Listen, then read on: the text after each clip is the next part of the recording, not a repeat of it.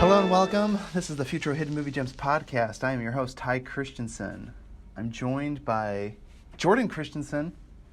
Hello. I can't think of a quote.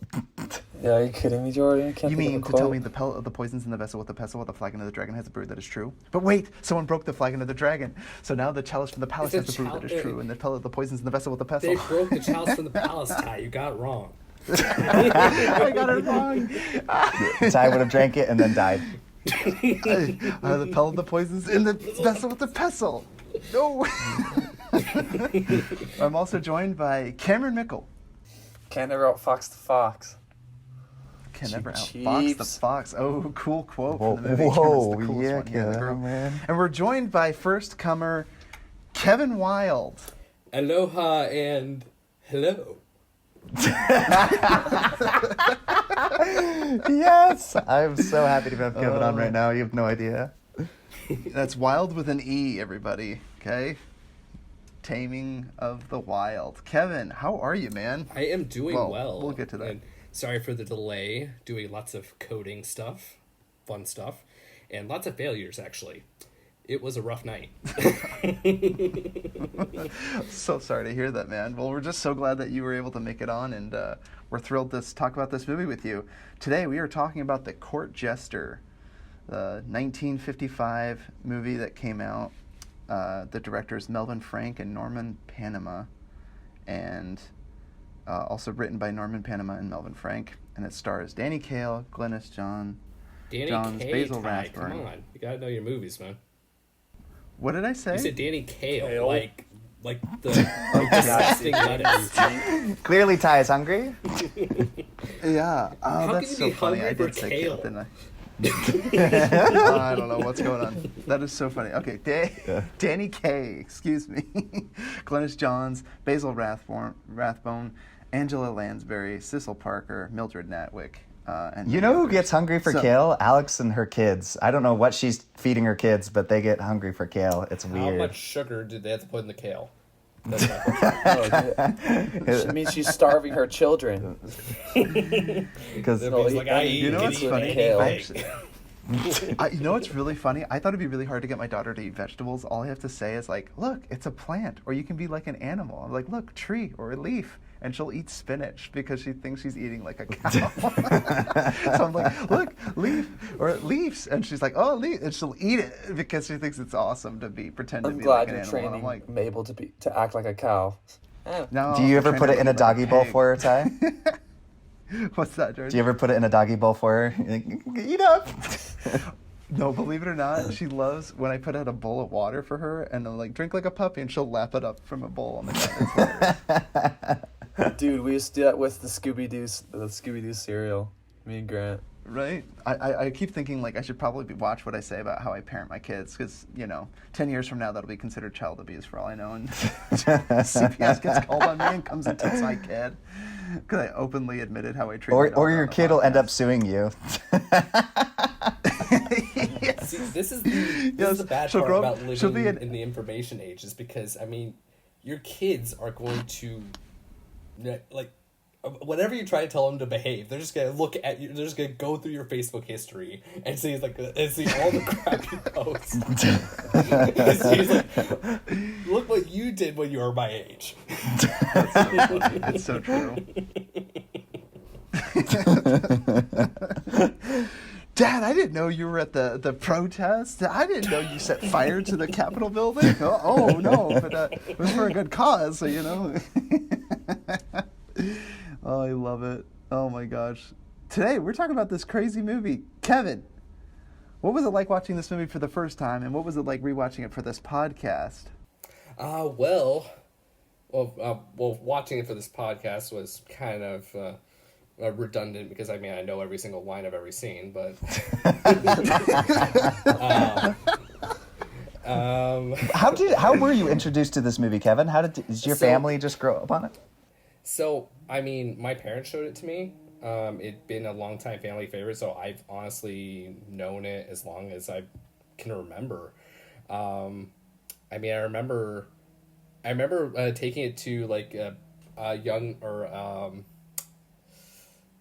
I'm trying not Sunbeams, like Valiant sleepover for like the church in the church, and I took it as a movie to watch because I thought it was so hilarious even as like an 8-year-old. Kevin, did all the other kids think it was as funny as you? Yeah. Did they all appreciate it, Kevin, like you did? Yeah, they did. It was, I mean, come on, you guys appreciated it like I did. Even Kevin, I think you exposed all three of us on the pod. The first time we watched it was with you, Kevin. You showed us this movie. I'm sure it was like one of those movies that our parents must have known about, but we never grew up watching it. And so when you showed us this movie, I think you're proud of like 3 movies. What are they, Kevin? I remember you introduced like 3 or 4 movies to our family. It was this movie, That Thing You Do, and I forget the other one.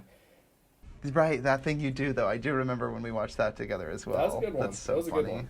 Great film. That's so funny. A couple years ago, I discovered they had like an extended edition, but I actually like the theatrical one better.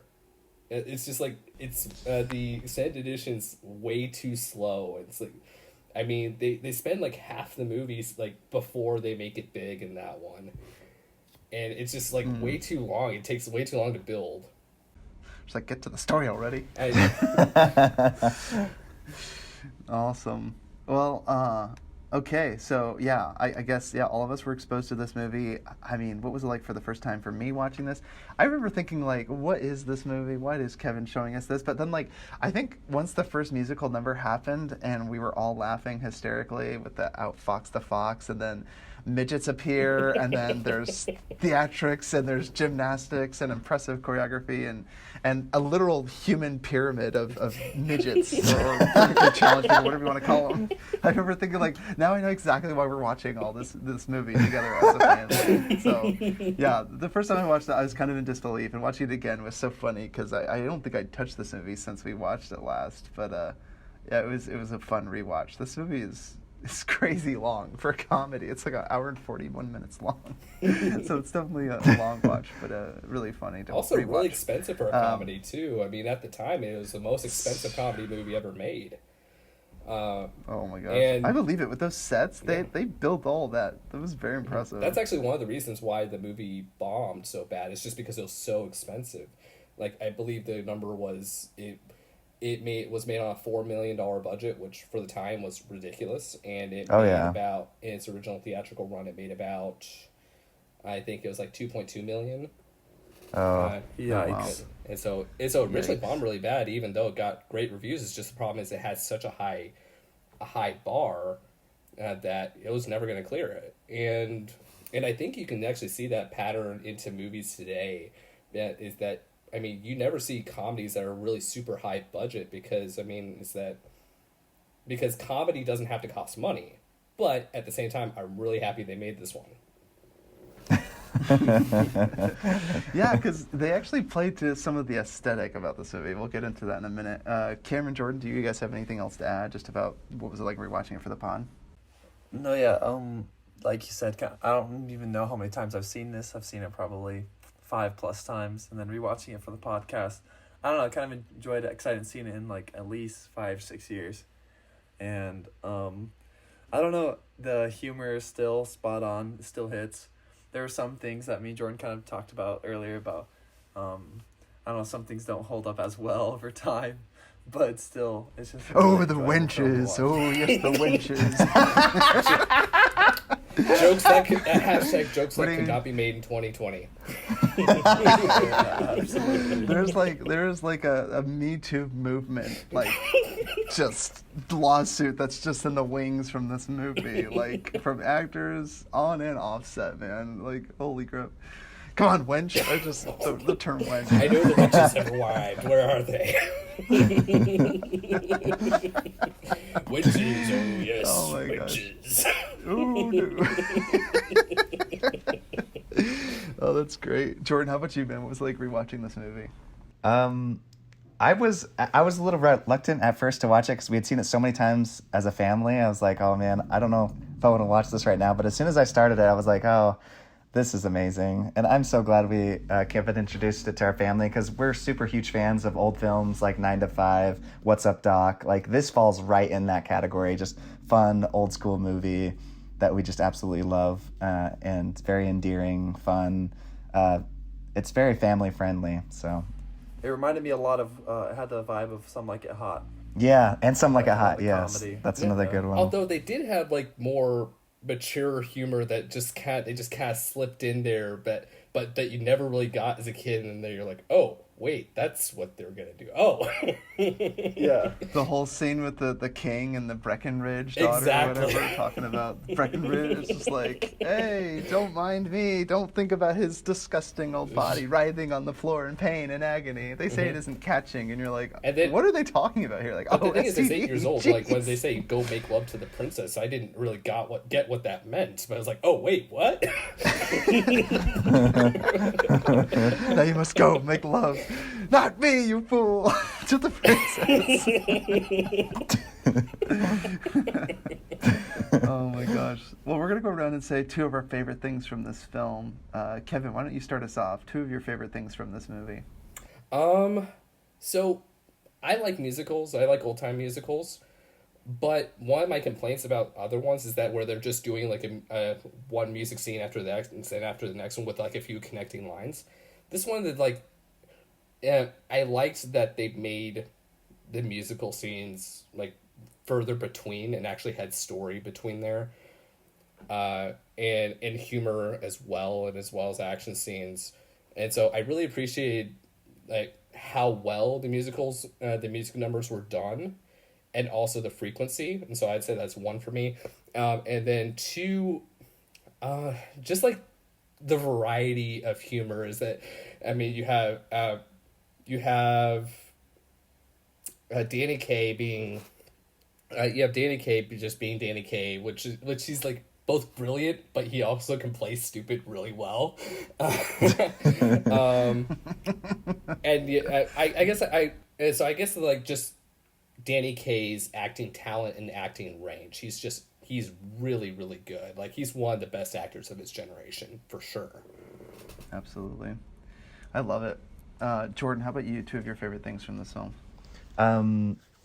Shoot, Kevin already took the musical one, because we grew up watching a lot of like Sound of Music, South Pacific, Oklahoma, just all the classics, and Can't forget State Fair, dude. yeah, West Side Story. or that pig that was singing along with the song.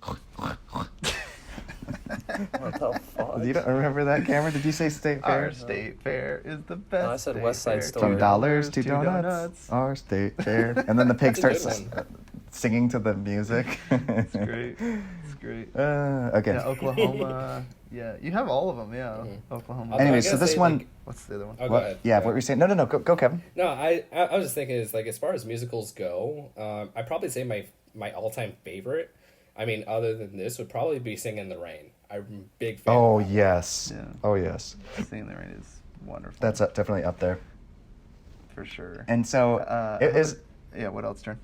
Oh, sorry. And then my second thing would just be, even though I know Kevin already mentioned the music, but it was so good.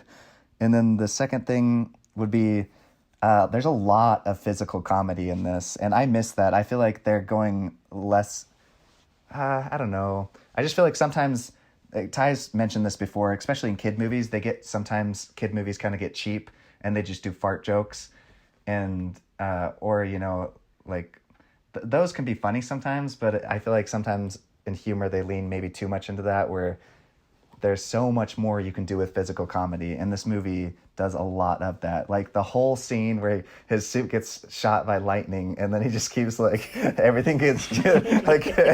I was actually laughing beside myself in that scene. I do every time. Like the whole because again, like you said, Jordan, it's the dialogue that's happening. He's trying to this ridiculous line about a pellet of poison being in one of the goblets that they're going to drink from, and he's like reciting it and he keeps getting it wrong, and it's like he's getting more and more frantic, and then his suit's been struck by lightning, so he like keeps getting magnetized to everything that's metal. It's so funny. It, like you said, it literally happened right away. I was dying. Is when I that saw what again. actually It's happens so when a funny. suit gets shot with lightning? Is it becomes magnetized? That was one of my gripes. That was the Don't most question bullcrap it, thing I've ever heard in my life. It made for such good comedy though when Because they finally magnets, walk up Jordan, to each that's other why. and his helmet keeps leaving his side. I love when his helmet slams into his suit and then he grabs it back and it slams back into him.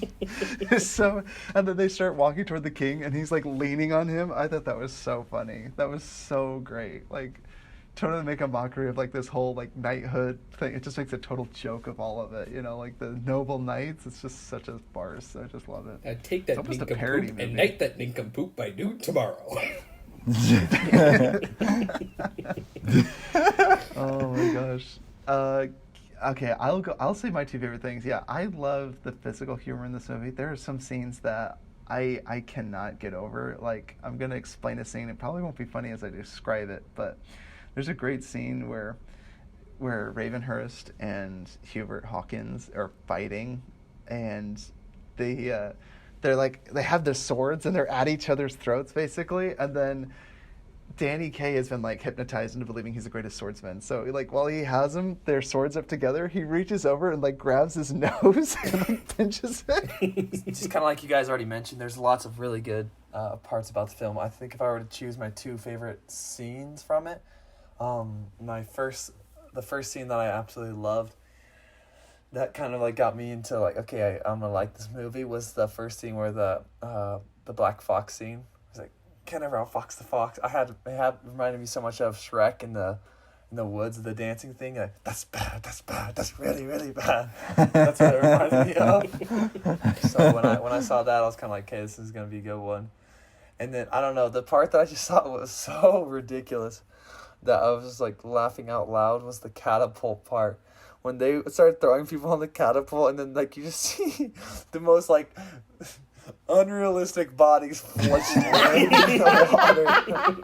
I was laughing so hard. There's just no way on earth, unless this person got like literally murdered in a car accident mid-flight, that like there's just like this body that's just completely limp is just landing in the water. And I love when the people are being bounced on like their feet, they're just like sitting perfectly still, not even resisting at all. I was like, what the fudge am I watching? It's the most unrealistic thing ever. I was laughing so hard. They're Hawkins' assistants, is that they worked with him at the carnival. I can't believe no one's mentioned the scene where he pretends to be an old man. That is a really good scene too. What? Don't no need to holler, sir. I hear very well indeed. Well, ask her what? And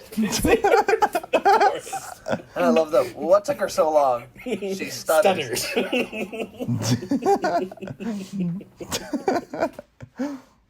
And they make a point for him to see it's like, wait, what? Yeah, you see the guard like double, like, and that's why he starts coughing. Like I think he's still trying to keep that cover even after blowing it so hard. The chalice from the palace has brewed this true. Yea, verily, yea. Yea, verily, yea. Not to mention his pants are slowly but surely falling down. And then they reversed it.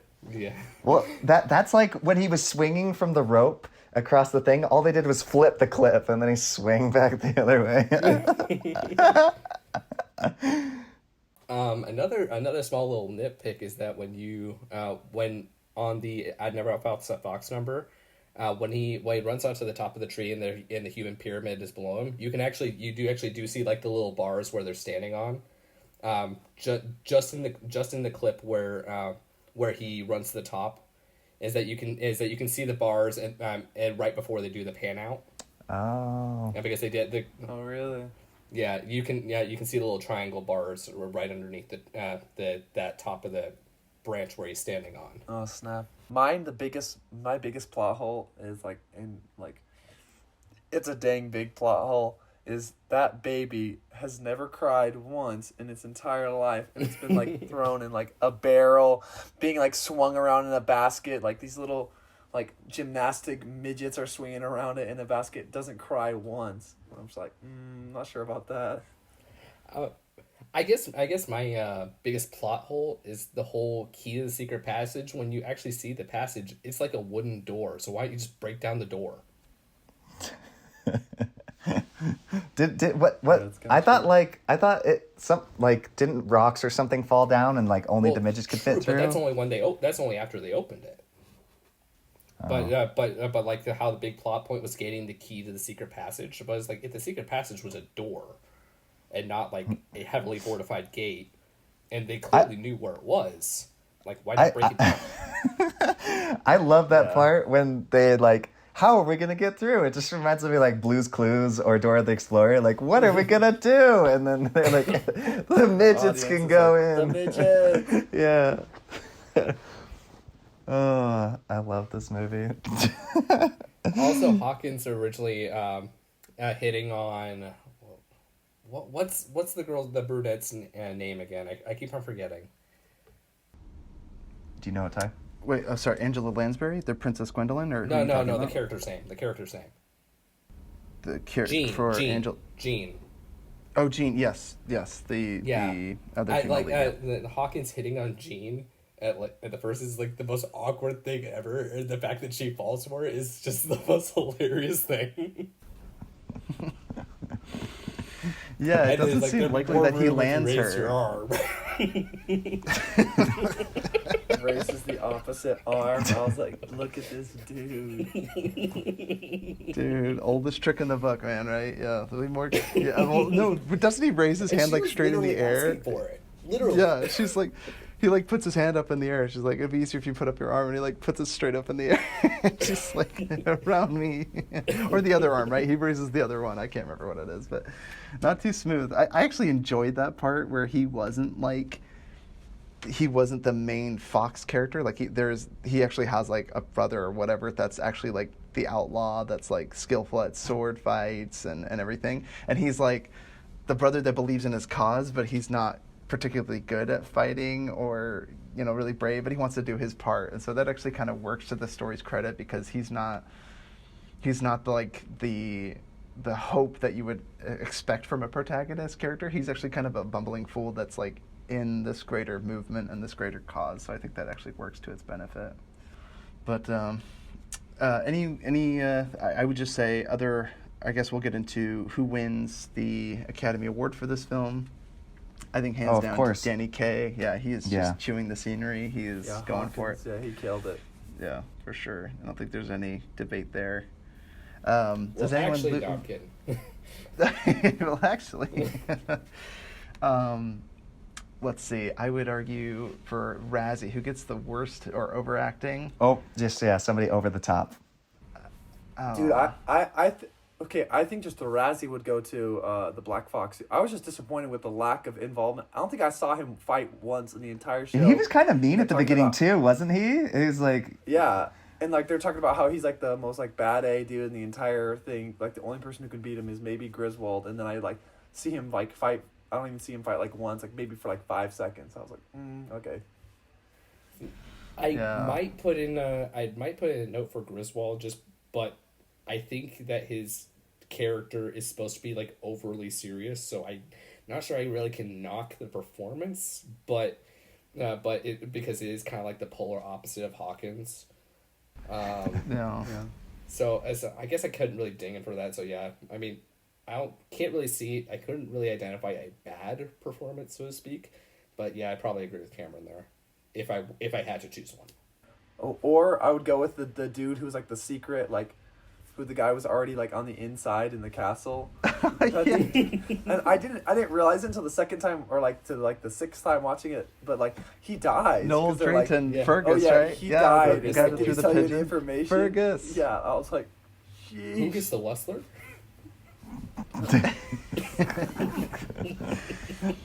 Well, that is a doge does what a doge does. That is to say, when he does duty to the Duke. That is. No, But what did the Doge do? I say The Doge. Academy 1A for Ravenhurst. I mean, the guy's awesome, and also not to mention the fact that the actor himself is a world class fencer. Oh, I mean, that really? yeah. oh, seriously. And so he basically taught Danny Kaye how to fence for this movie. Did he So teach him it's- how to run and yell and go ah? Too. But yeah, he was but Basil Hawthorne, I think his name is, or something like that. Yeah. I believe so. In real life, he was a world-class fencer. That's awesome because the fights looked legit. Very well done. Oh Very yeah, exciting. definitely some of the top sword fights in movies in movie history. Yeah, better than Star Wars. Oh my gosh! What about when don't even get me Obi-Wan had started. the high ground? This is not a Star Wars podcast. This is a.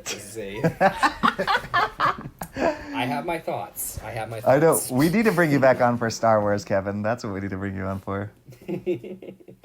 Quotes from this movie. Any quotes? We've mentioned a That we few. haven't already said. Ones that haven't been mentioned. I think one was I loved it when the daughter said to the father, he's like, but it pleases me. She's like, if it pleases you so much, why don't you marry him? There's a great scene too. Every time there's this running theme where he's just like, I'd like to get in, get out, or I'd like to get in, get on with it, get it over with, and get out, get it, got it, good. Well, I love how it goes back and forth. Get it, got it. Got it, good. Yeah, that's great. Mom loves saying that. Get it, got it, good. That's so great. Let's think. It's because there's a ton of quotes, but we mentioned a bunch of them already. Yeah. Let's Yeah, see. I And like you I will did die, like and die like that.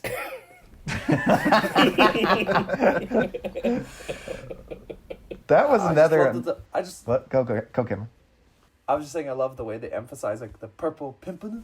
the Purple Pimpernel. Scarlet Pimpernel. There's a great No, scene. wait. There's I'm a thinking. great- I'm thinking of the wrong movie. Right. No, Scarlet the Purple Pimpernel. Yeah. Purple- Scarlet Pimpernel. Purple Another great, Pimpernel. great movie that's underappreciated, but I'd recommend you watch it sometime. I love how he's like showing the people the baby's bottom, like. Yeah, that was such an unnecessary. They showed it like 7 times. I was like, all right, we get it. No, it's like so humiliating. His job, And right, it- is to show the And the baby's opening butt. narration is that on the royal backside of the royal. There's a great scene too where King Roderick, I think he is so funny. The scenes, again, we've mentioned the wenches, but like every time he says the wenches, I don't know why I think it's so funny, but he That's also hilarious. says when he's on the horse and then they're ready to start fighting and the horse runs off without him, he goes, take that horse and put it back under that idiot. I'm like, it's so good. Put it back under that idiot. Like, he is so funny. I love the king.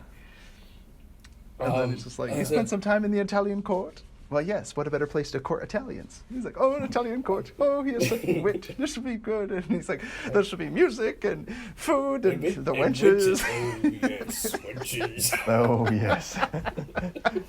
It never gets old. So bad. Wow. Oh, what? Oh, my one. gosh. I think we're all missing the courtroom scene where he's actually being a jester. Like for example, when they're welcoming Griswold. Oh, welcome, Sir Griswold. Your beard is full of hair. Or do I say welcome, or should I say meh?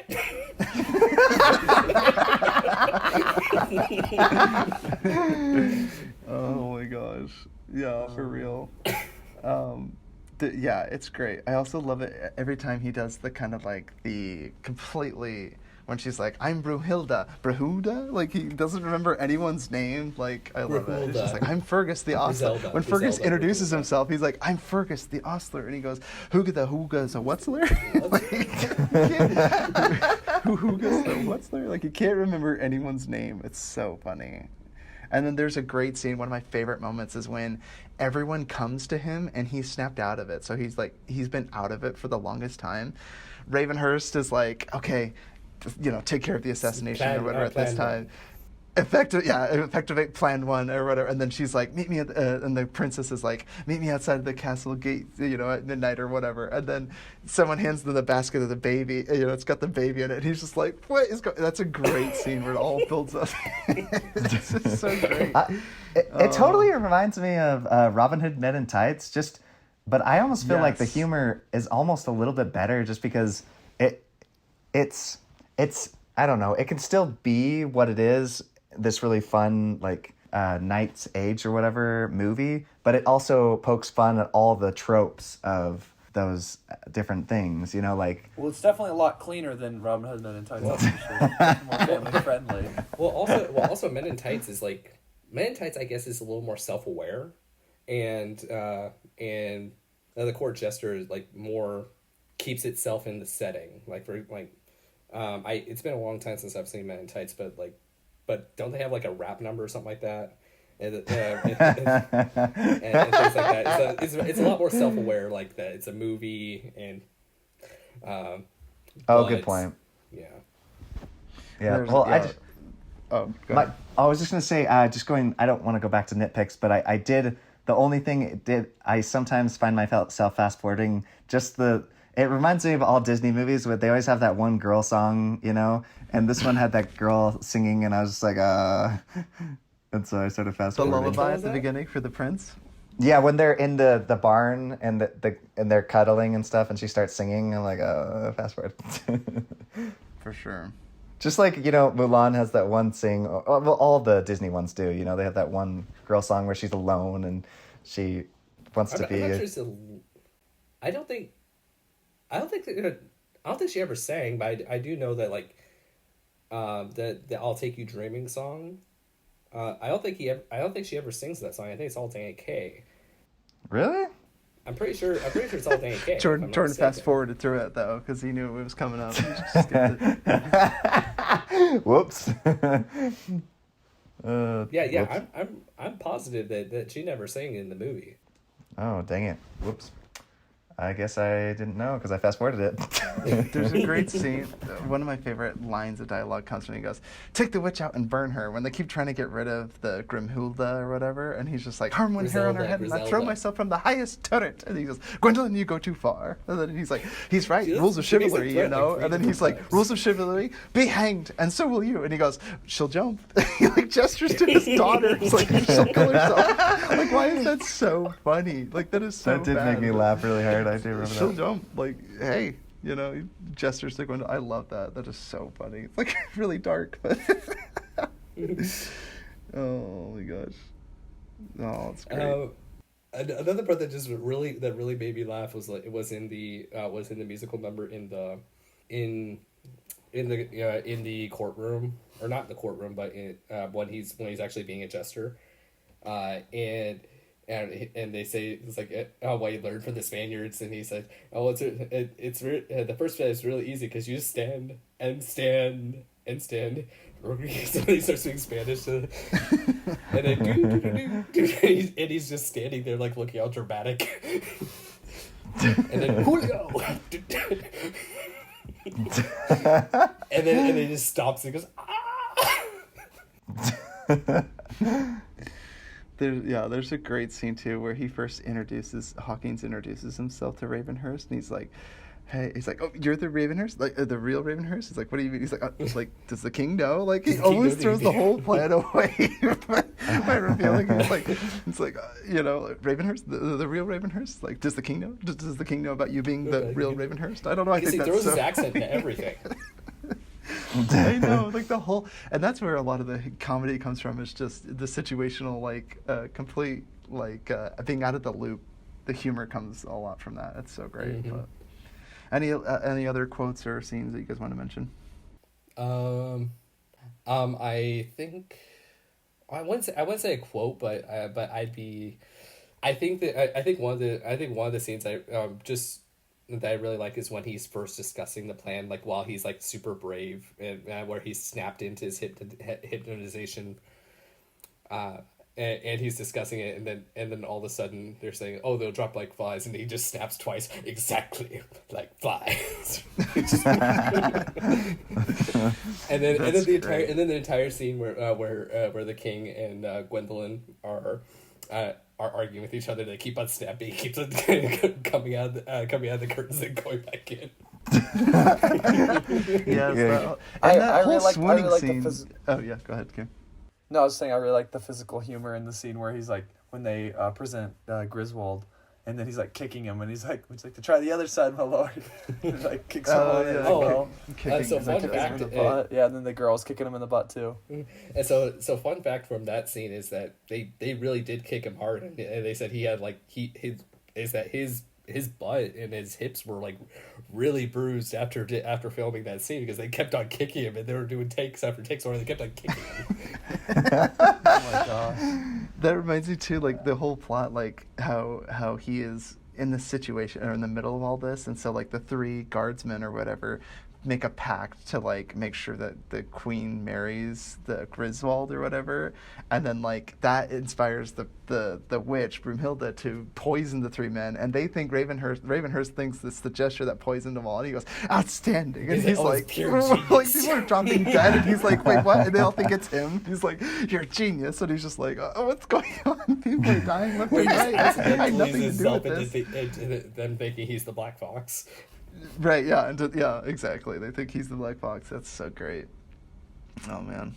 So funny. And there was one last good one where he talks about, like, if the plan fails or something like that, he goes, do you execute plan 2? Plan 2? He's like, take the princess from the castle before midnight, but whatever means you may devise. And he goes, for murder, abduction, I'm your man. You paid the price. Name your plan. Like, it's so weird. He's, like, so cocky. And he goes, first plan 1, if you can dispose of the Mildords, Brockhurst, Finsdale, and Pertwee, I think is their names. Yeah, Pertwee. Brockhurst, and the weirdest names.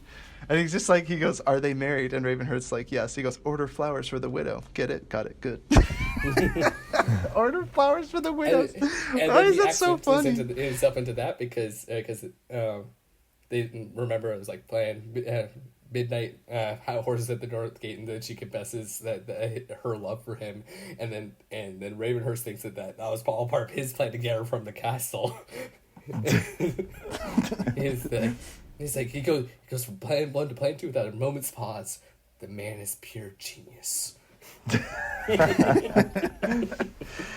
That's great too. When he tells Griswold when he wins him in that fight, he's just like, Sir Griswold, prepare to die. He goes, go ahead, Sir Knight, slay me. You won in a fair combat. Strike. Let the river's blood wash away the stain of my disgrace. Go on, spew the field with my dishonored guts. He's just like, settle down. It's like, I can't slay a man whose only crime was that he loved too wisely, but too well. I grant you your life. Take your men and go. It's just like it's so cheesy, but why does that work? It's so funny. I love it.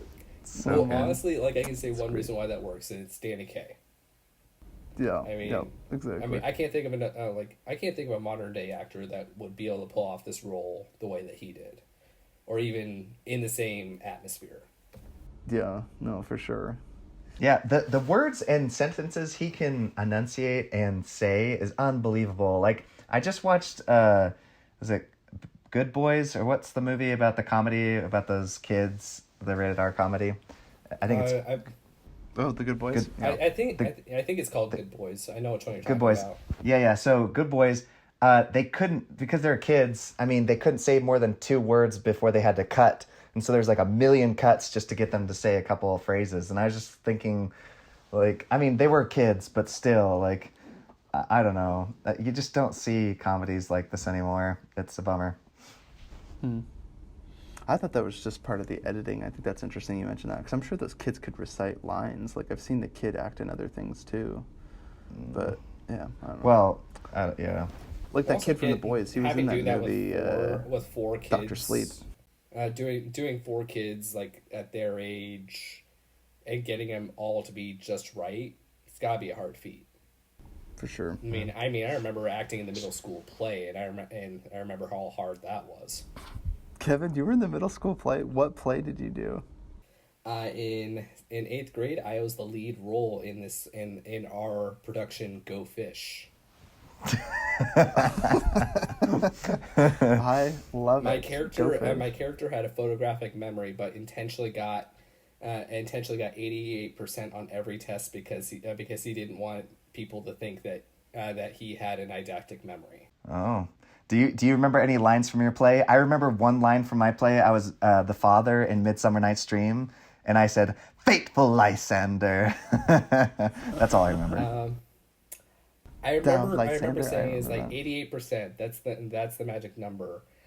I don't want this getting out, because they experiment me on guinea pigs or something. That's hilarious. I once played George Washington in like fifth grade, I think it was. I remember talking about like I had more makeup on in my like ever. They put lipstick, eyeliner, they put pins in my hair, and I was like, I could never put this much effort Oh yeah, into they looking this made me gorgeous. wear a It was beard, and insane. they put that glue stuff on your face, and then when I wore the beard, when I had to peel it off, it peeled off my skin, dude. That stuff's not fun. Oh my Was this back in Utah? Jordan's like, anything for theater. I'm gonna be famous one day. This will pay off Peeling off your eventually. face. This will all pay off. Oh my gosh, I love it. Other films this is like, yeah, we mentioned all the other films, old musicals and stuff like Weird that. It's mention great. All right, would you recommend this film, Cameron? Oh yeah, for sure. Yeah. Jordan? This is like a family film. Like, if you can, watch it with the whole family. Oh, the It's- wenches.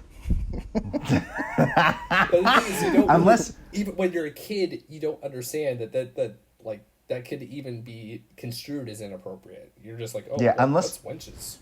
Well, unless you're like a PC family and a bunch of like hardcore liberals, I feel like, I don't know. Maybe I think they would still enjoy it. So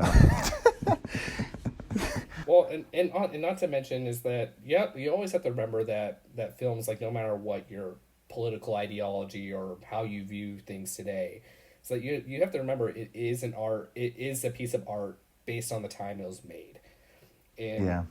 and so So you think it's okay, Kevin? Because it was made a long time ago, it gets a pass. Is that what you're saying? Good. So it was okay the way they treated women in the past, but Well, not to mention, I mean, It's just a product of its time, man. I think if we're talking about historical accuracy, they're playing it soft how they've treated women. Just saying. oh yeah, for sure.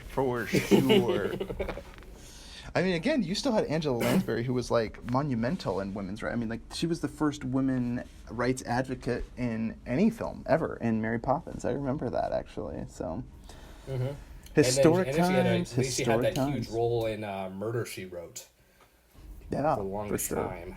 Strong lead. Oh, is Strong it game female time, Ty? Or did Kevin say if he recommends this? Oh yeah, Kevin, do you recommend this film?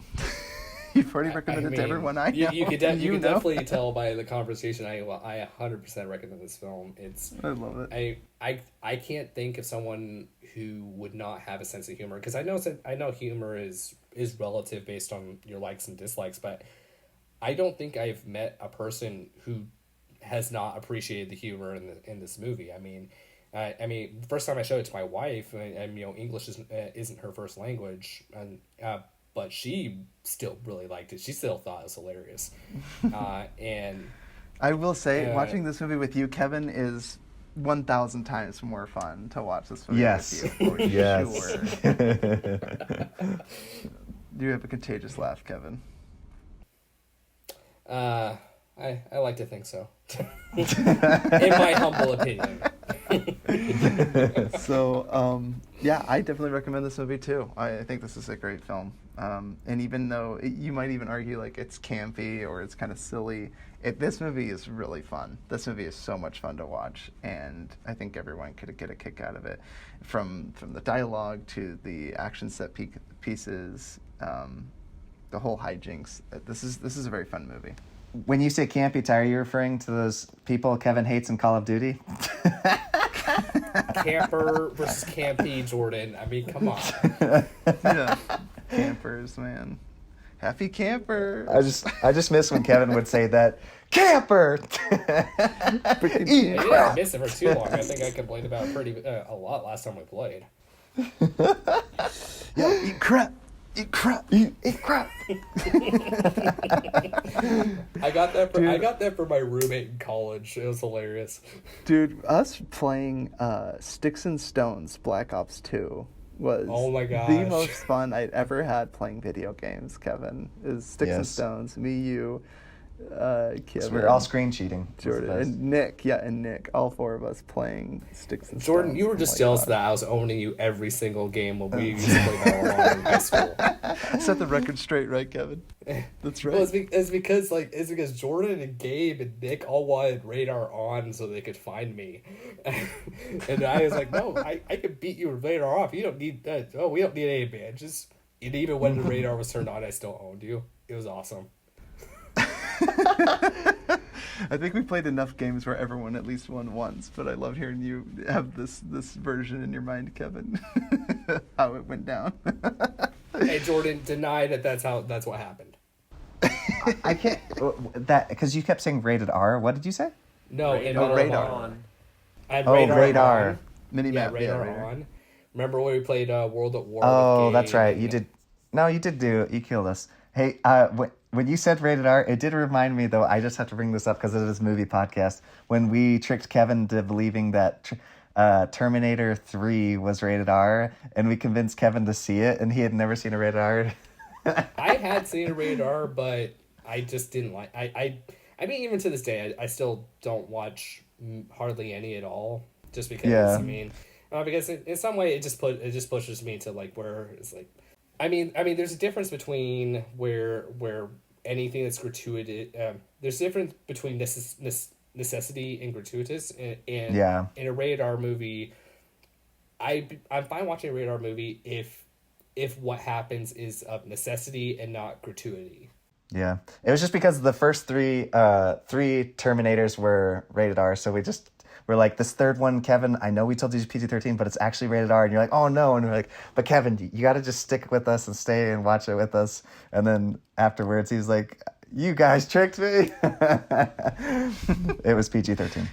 We love Kevin, you, Kevin. Jordan did the We same would never thing do to me, such a thing. dude. Jordan made me watch Equilibrium with Christian Bale, and he literally took. Well, I did DVD. the opposite with you, Ty, because I told you it was PG-13. He told you it was PG-13, Well, but he literally honestly, photoshopped Equilibrium- PG-13 rating and glued it onto the DVD case. Like, this is how manipulative Jordan was. So meticulous. honestly, He convinced me. He goes, it's Equilibrium, I don't PG-13. know We how watched that's the rated. whole movie. At the end of the movie, I'm like, oh, it's a great. Jordan's like, Jordan, this is what Jordan told. Jordan looks over at me and goes, well, what do you think, Ty? Did you like it? And I'm like, yeah, I loved it. It was a great movie. He goes, did you know this movie's rated R? I was like, what are you talking about? Well, because I watched Ty's that a little review. Huh? You know, Ty's a little snitch. When we watched a rated R movie with our dad, we got home and Ty goes to mom crying and says, me and Jordan watched a rated R with dad and I feel so horrible about it. And then mom comes downstairs and says, your brother just came to me and confessed, and I was waiting for you to confess too, that you guys watched a rated R movie. And Snitches get stitches, Todd. Snitch. Snitch, The dude. thing Snitch is, for life. I think Once I a watched snitch, Equilibrium always a with you snitch, too, Jordan. man. I forget. I think I saw it with you. But the thing is, that movie, as far as radar movies go, that's extremely tame. Exactly. I mean, if you saw it unedited, you would not. You wouldn't know. Honestly, I think if that movie was released today, I think it would be a PG-13. I don't think it'd be a radar. Yeah. Some of the ratings, you never know. Are like Are you referring to borderline. the time you see Arnold Schwarzenegger's V line and maybe is that what you're referring to? I don't know if you guys Wait, remember what? that. We're talking about Equilibrium. That's Christian I Bale. thought you were talking about Terminator 3 still. No. You're talking. Kevin, or the end scene. I think the end scene kind of gives it away as the R when the guy gets cut up into millions of pieces, and then his body falls apart. Okay. Yeah. Anyways, game time. Even that was cheesy though. Like no gore. He just like slides apart. Like it's almost comical. Like it's like your Cube movie where everyone gets diced up. Is it game time? Is it game time? Are we ready to play? Oh, yeah. Let's play game time, man. So everybody, thank you for tuning in for this. Okay, everybody, we like to end each podcast saying what we enjoy watching or what we've seen recently and what we're looking forward to seeing. So, Kevin, why don't you start us off? Movies that you've seen recently and movies you're looking forward to seeing. I think the last movie I saw was Tenet. That was. You saw Tenet, That Kevin? was a What did good you one. think? I thought it was great. I really enjoyed it. I mean, it definitely needs another watch. So Yes. hopefully So freaking good, dude. I love I can get back Tenet. to see that soon. But yeah, watch it in theaters, worth it. COVID and all. I now have COVID, but it's totally worth it. There was only like two other people in the theater, so we're good. Both had COVID. It was so gross. They're sitting on either side of you. Worth it. But no, let's see. What would I be looking forward to seeing? I don't know. I mean, I was gonna see Mulan, and then I kind of decided not to because of evil Chinese. You watched an honest trailer? Oh, And so just kind of a principled thing. It's like China's kind of the most evil country in the world, and so yeah. Okay. is it because you watched that South Park episode? No. It's just like Oh, okay. I mean, they literally filmed Mulan, where millions of Uyghurs are in concentration camps, like literally in the same province. Oh, jeez. And so Disney- I was like, Disney's I was messed up like, in should that I? high That'd be power like stuff. watching a movie made by the Nazis, like where filmed near where Auschwitz was. I mean, it's like I couldn't do that. The least I could do. Hey, but it's Disney. I was hoping they'd do like songs and have a love interest, but they got rid of all the things you love from the original. They did away with all of them, and they made it very You know why? uninteresting. So. Because literally the Chinese government like said, hey, we're gonna make it less about family and make it more about loyalty to country. Literally that happened. That makes sense with their whole theme of loyalty to the country. Jeez, that's super messed Yeah, up. it still man. flopped in China. It's still bobbing in China. Yeah, I know, right? Like, and mind you, they're can't- like open. Yeah, they're not closed. Like other movies are playing right now and they're doing fine, but like this movie is tanking in China. I remember the honest trailer to Milan, to the new Milan, and they were just saying like no one knows how to pander to the Chinese like Michael Bay does. So like, the central government is super effective. We need to go to help. They will not spare the citizens of Hong Kong because they are amazing. Oh, jeez. Oh man, did we see that movie together, Kevin? Did we see Transformers: Extinction together? I think so. Yeah. I think we saw the theaters, right? I feel like we I did. remember. Oh I my remember gosh. leaving the theater feeling a little dirty.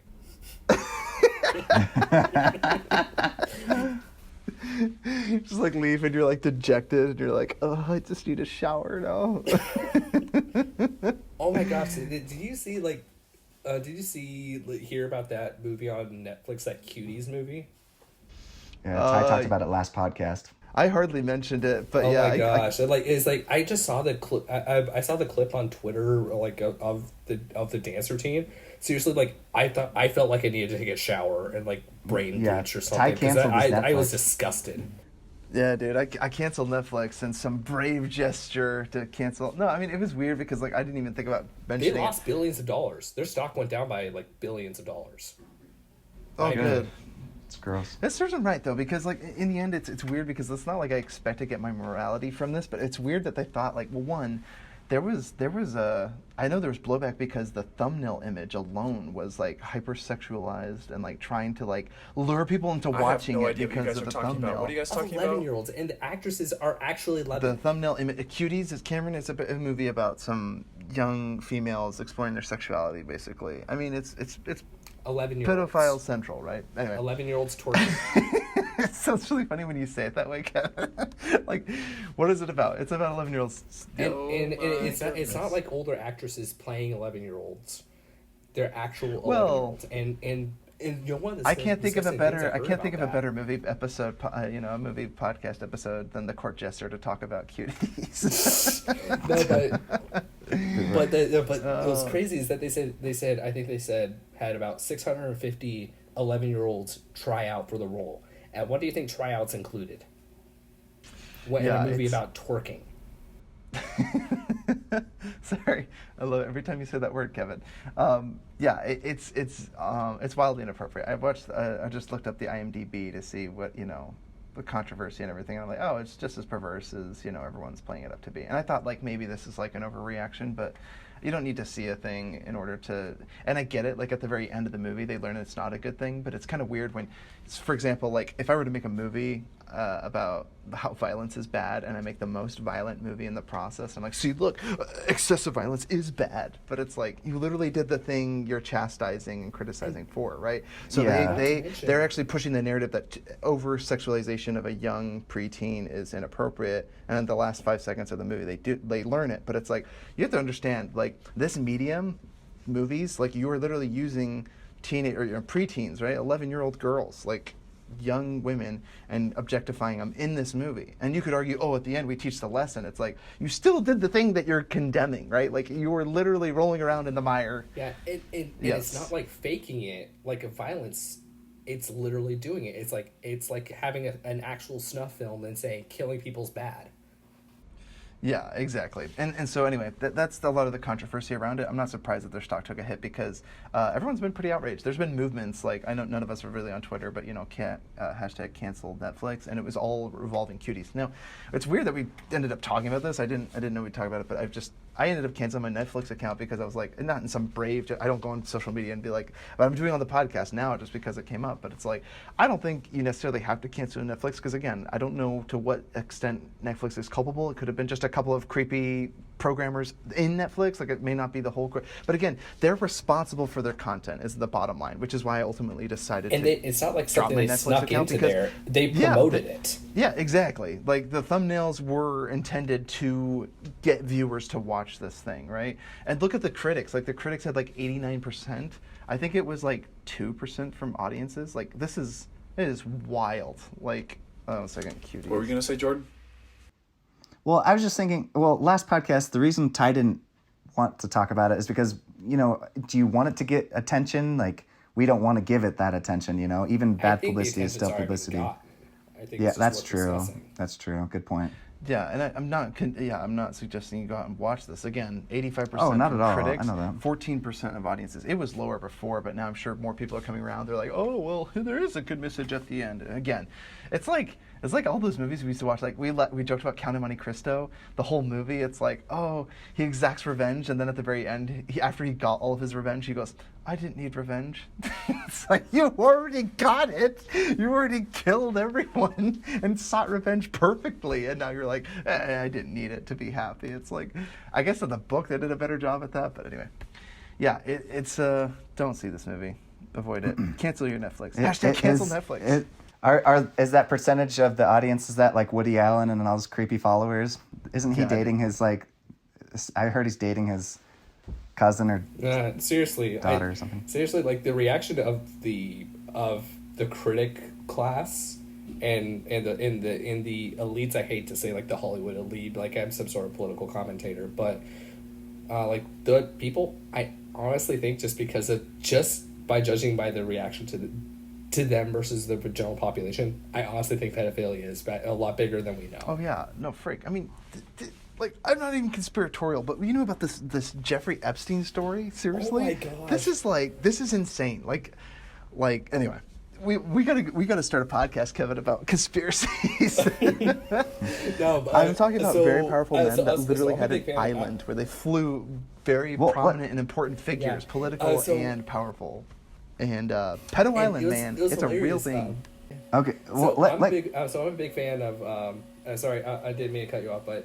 No, So I'm a big fan of this conservative comedian Steven Crowder, and he had this video about about Jeffrey Epstein and Pedophile Island, and he said he's like, I'm not a conspiracy theorist guy, but usually conspiracies start with a nugget of truth, but in this case, the nugget of truth is Pedophile Island. There's literally an island for pedophiles. Yeah, it's jeez. It's wild. Before we get into this, let Cameron share his thing, and then he's got to get going. Cameron, what movies have you seen lately, and what are you looking forward to seeing? And how did you get corona? Oh, sorry, what? Yeah, Cameron. I don't know for sure if I got corona, but possibly. And you're sick up at school. You got corona, man. That's what the government wants. Yeah, you to Cameron, do. you're the problem. Yeah, just don't give it to your professors, man. Stop making out with all your professors to get good grades and giving them all corona. What the fudge? All my classes are on Zoom, first off, and second off, creep. And then, anything for that good grade, man. Yeah. I'm scarred.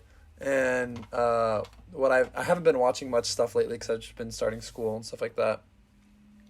But I watched the first episode of New Girl, and I don't know. I'm gonna give it a shot. I've heard lots of good things about it, so it's got some good episodes. I'm gonna give it a try. I've seen like a couple episodes. It's pretty good. I would just look up the best episodes online and then watch those.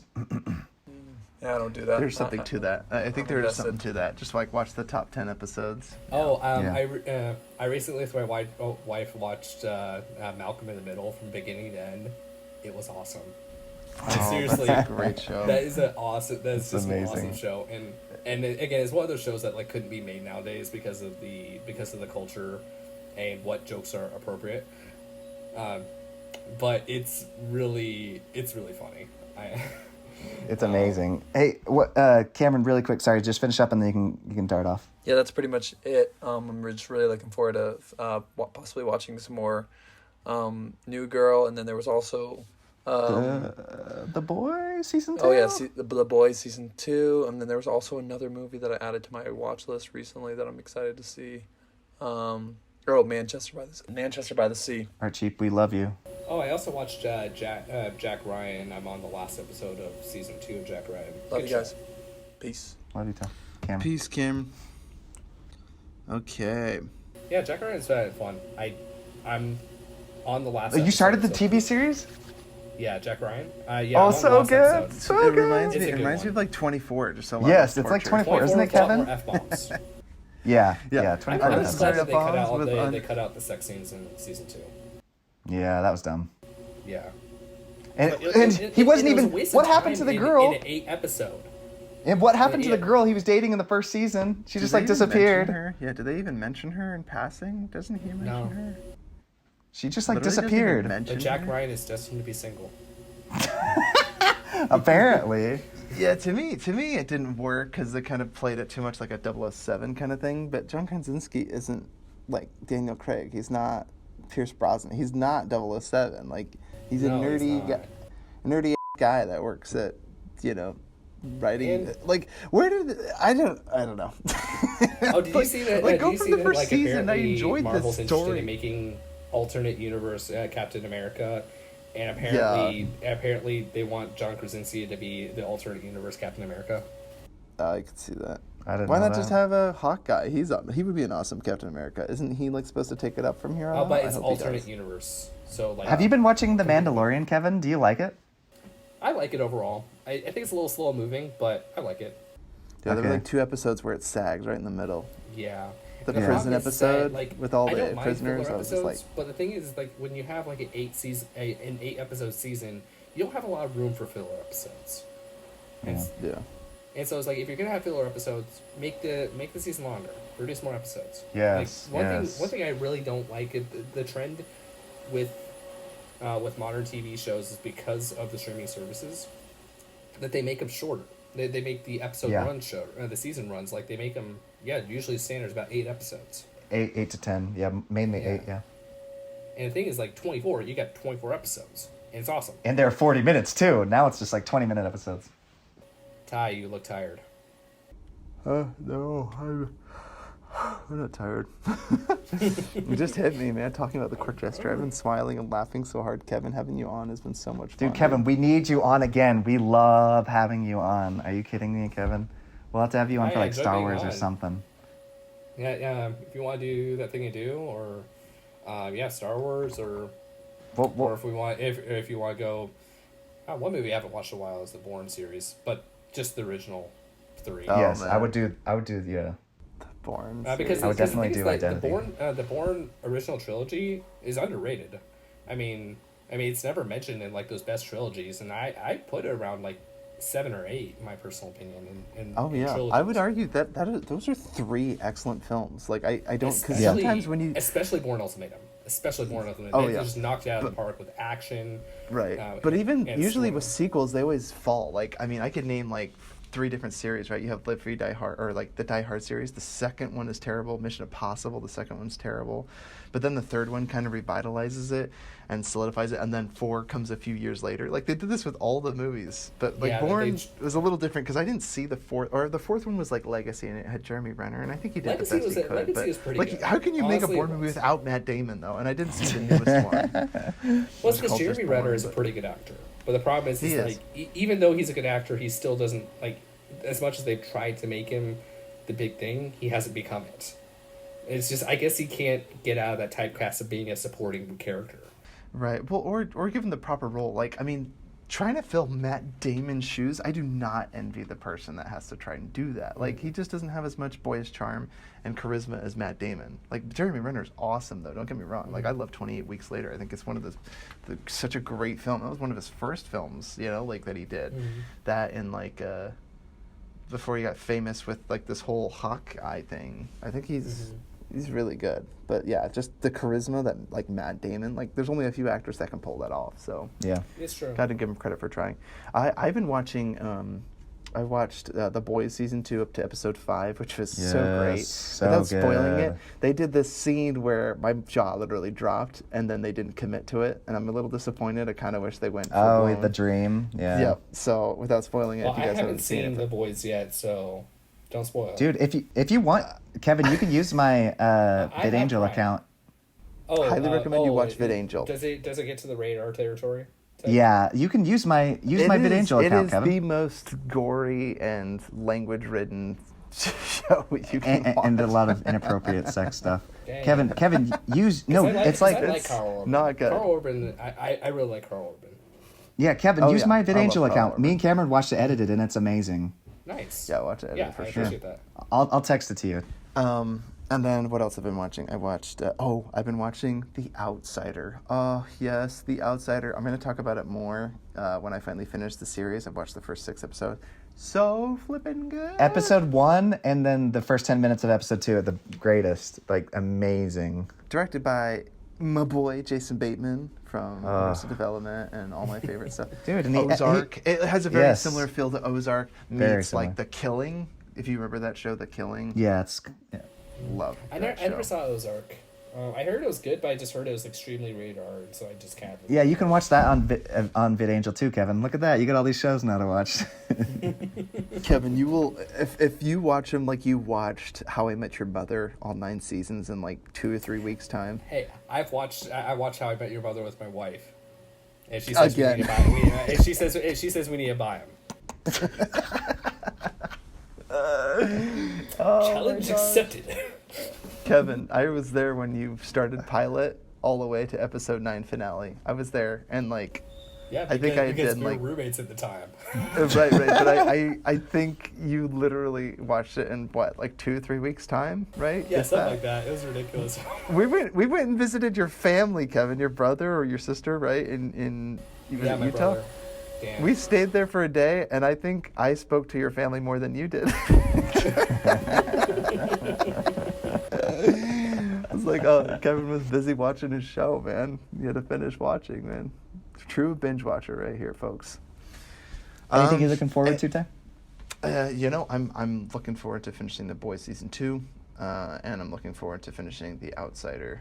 So I'm right in the middle. And Yes. like I said, without talking about it, because I want to talk about the whole series as a whole. Yes, and I haven't finished And then Outsider. I do want to see, ironically, like just as I tell everyone to cancel Netflix, there were 2 films I really wanted to see before all this crap went down with Cuties, which is too bad. But maybe if we can get the films, or I'll just buy them on my own. It was The Devil All the Time, which I really wanted to see, and then I really wanted to see what's that other movie? Oh, the Charlie Kaufman movie, the new one. I'm thinking of Ending Things. Those are 2 films I really want to see. Oh, did you see what movie is finally in production after being in development for the longest time? No. What? Uncharted. Oh, really? Oh, what up? Yeah, Who do they've who do started have filming playing it. Drake. They have Tom Holland. They're doing it. They're Oh. taking it from a young Drake perspective. And Interesting. did you see the trailer for the new Harry Potter game? Do you think that looks any good? I have not seen it. Oh. I'm sure for my the wife would be PS5. quite interested though. What It's is it? for You're the- like, Oh, Karen It's is a it. huge Harry Potter fan. Huge. Harry Yeah, it's for the Potter PS. It's for the PS5 though. fan. nice. I eventually will get the PS5, but I'm not gonna drop $500 on it. Not Yeah, to mention, no. I heard it's impossible to get a pre-order right now. Yeah, I heard that too. Yeah. Even the people that got pre-orders, I got notified that they will not be getting those pre-orders right away. Oh my gosh. Supply and Yeah, meet Sony demand. kind of botched that. It's crazy.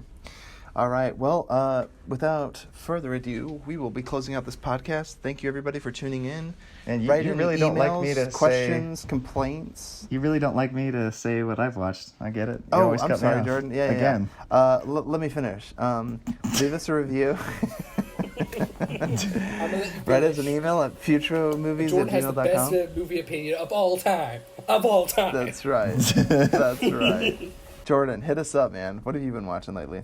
What are you excited I'll to make see? this as quick as possible. So I also been watching The Boys, amazing. I started Outsider, amazing. I haven't finished it yet, so no spoilers, please. And then we start getting emails and people are like spoiling it. Oh, you can't believe this happened. Yeah, don't read the emails until we watch all the things we were looking for. And then no spoilers. And then I know, and we spoil so many things. These poor people on this podcast, they're like, you guys spoil everything for us. And then. I watched like a ton of things. That's why I've been so behind on the podcast, because I've just been like watching nonstop stuff. I watched that show you wanted to see, Ty, on Netflix. What's it called? I'm thinking of ending things. Yeah, I liked parts of it. Other parts of it, I was like, I don't know. My head hurt because there's just too much going on. And I think it's a lot like Maniac, and obviously Ty likes that. One movie I did actually see recently. It's been a while, but I finally got around to seeing it. Was that movie Midway, by Roland Emmerich. Oh, I haven't seen that one yet. Is it any good? So it's about the Battle of Midway in World War II. Have you seen 1917 though? No, I haven't. I heard it's really good. Kevin, that one's good. Very good. But I liked Midway, but the thing is about Midway, while it is very Hollywood-esque, it is actually extremely historically accurate. That was what really impressed me about it, is because I'm a history geek. And so I knew everything about the Battle of Midway, and this thing just hit it. Like even the guy jumping in the back of a crash plane shooting down a fighter, that actually spoilers. happened. That literally happened. Jeez, that's awesome. Have you seen Hacksaw Ridge? Good one, amazing movie. Yes, and can you believe that actually happened? They interviewed Mel Gibson, and he said he's like at a certain point I had to stop because he did so much more. People are going to be like, I don't believe this. Like after he had kicked that grenade out of the air back at the end, well, quote unquote the enemy, but whoever they were fighting at the time, Japanese. Yeah, and then he kicked it back at him, and then he saw another guy bleeding out, so they had him on the stretcher, pulling him back. He saw another guy on the ground. He jumps off, throws that guy on the stretcher, says, "Take him first." And like that's what kind of an amazing person he is. Oh my gosh, dude, what a story. Crazy. Anyways, okay, and then lastly, fudge, there was a ton of other things, but I maybe write it down for next time. What did we watch with the group of people? Anyways, we'll just wrap it up. Ty, just end it. Sounds good. Write in your emails at futromovies@gmail.com. Thanks for tuning in. Don't forget to like or subscribe. Whatever you do for a podcast, you guys know. Leave us a 5-star review. I believe, depending on it, it is subscribe, download, leave reviews, give it a 5-star rating. Kevin, you can have my job. Yeah. I watch so much YouTube. I want Kevin as the host now. Get Ty out of here. Seriously, I surrender my hat to you, sir. I challenge you to a duel and slap you with the glove. I demand satisfaction.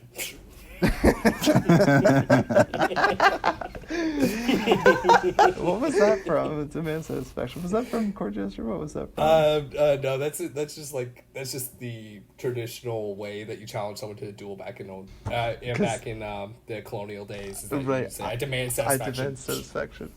I love that scene though in Man in Tights where he grabs the glove and he slaps him across the face or whatever, and then he proceeds to grab like an armored glove and whacks him across the face. Oh, it's so great. So funny. Now I feel bad for dissing that movie. Okay. So everybody, thanks for tuning in. Take care. Stay safe out there. Peace, y'all. Bye. Adios.